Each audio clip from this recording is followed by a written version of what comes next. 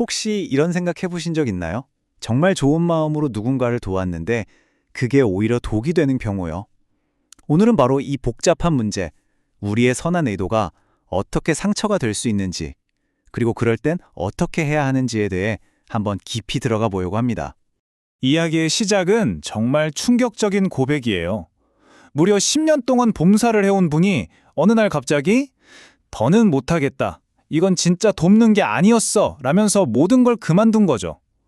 아니 10년이나 헌신했는데 대체 무엇이 이분을 이렇게까지 지치게 만들었을까요? 네, 그래서 첫 번째 파트에서는 바로 이 선행의 위기에 대해 이야기해 볼 겁니다.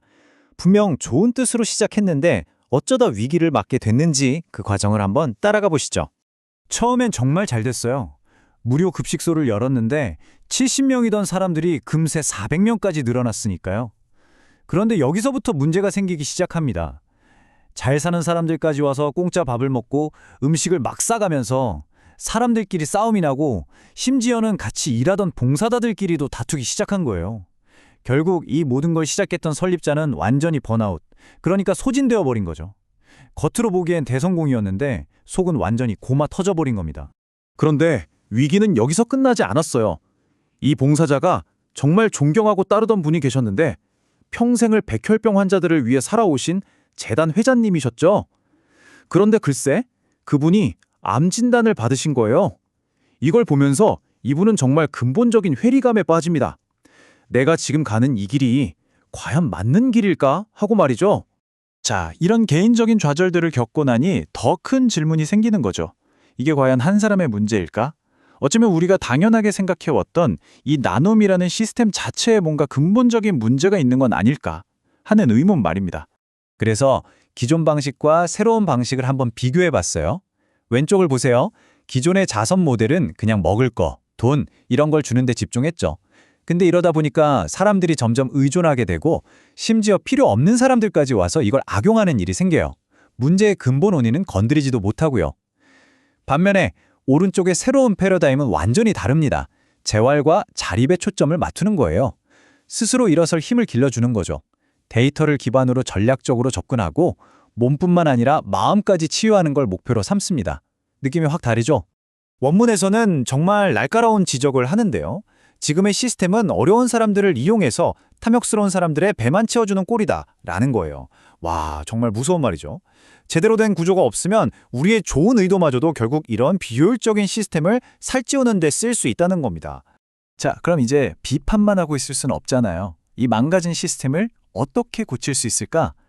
다행히도 이 고민이 그냥 고민으로 끝나지 않고 아주 구체적인 새로운 복지의 청사진으로 이어집니다. 포기하는 대신 완전 새로운 전략을 제시합니다. 5단계로 나눠서 볼 수 있는데요. 첫째, 10년 동안 쌓아온 경험과 신뢰를 자산으로 삼는 겁니다.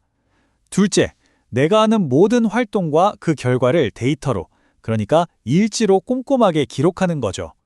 셋째, 이 데이터를 가지고 지방정부에 찾아가서 이런 새로운 모델이 훨씬 효과적이다 라고 제안하는 겁니다.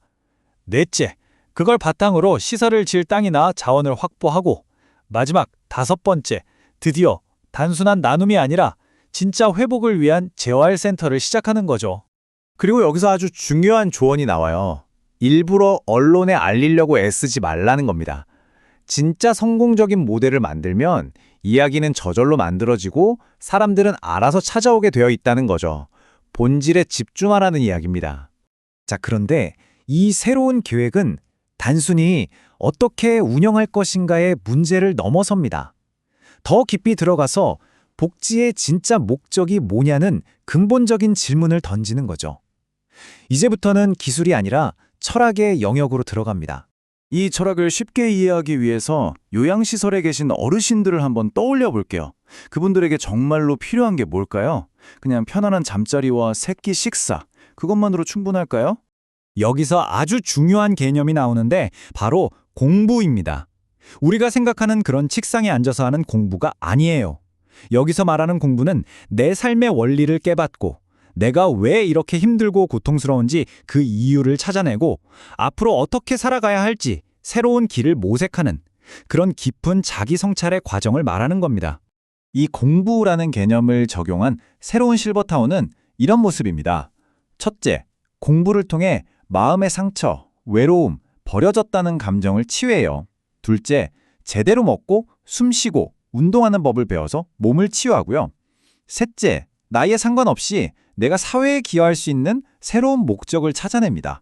그래서 결국 그냥 누가 돌봐주는 삶이 아니라 마지막 순간까지 의미 있고 즐겁게 사는 것, 이게 최종 목표가 되는 거죠. 이건 뭐 단순한 요양원이 아니라 인생 학교라고 할 수 있겠네요.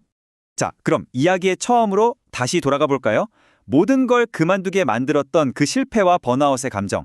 이 새로운 관점에서 보면 이걸 어떻게 다시 해석할 수 있을까요? 그들은 실패의 희생자가 아니라는 겁니다. 오히려 그들의 힘든 싸움이 모두를 위한 더 나은 미래를 만들기 위해 꼭 필요했던 데이터와 교훈을 남긴 선구자였다는 거죠. 와, 정말 관점의 전환 아닌가요? 과거의 아픔이 단순한 실패가 아니라 미래를 위한 필수적인 희생이었다는 생각, 정말 강력한 메시지입니다. 그러니까 그 10년간의 좌절은 결코 헛된 시간이 아니었던 겁니다. 오히려 기존 방식은 틀렸다, 새로운 길이 필요하다는 걸 증명하는 살아있는 데이터였던 거죠. 어떻게 보면 가장 중요한 연구개발 단계였다고도 할 수 있겠네요. 자, 이 이야기가 우리에게 마지막으로 던지는 질문입니다. 여러분의 삶에는 어떤 실패가 있었나요? 그리고 어쩌면 그 실패 속에 여러분의 미래를 바꿀 가장 중요한 청사진이 숨겨져 있는 건 아닐까요? 한 번쯤 깊이 생각해 볼 만한 질문인 것 같습니다.